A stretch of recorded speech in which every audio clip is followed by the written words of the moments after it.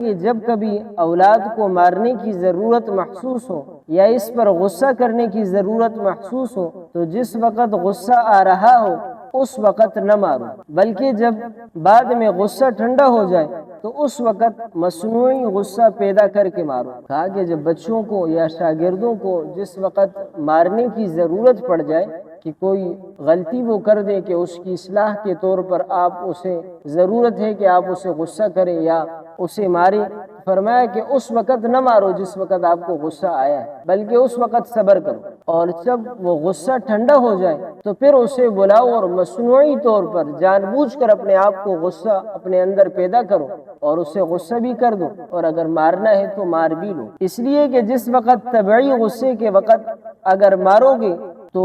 حد پر قائم نہیں رہ سکو گے بلکہ حد سے تجاوز کر جاؤ گے، اور چونکہ ضرورتاً مارنا ہے اس لیے مصنوعی غصہ پیدا کر کے پھر مارو تاکہ اصل مقصد بھی حاصل ہو جائے اور حد سے گزرنا بھی نہ پڑے۔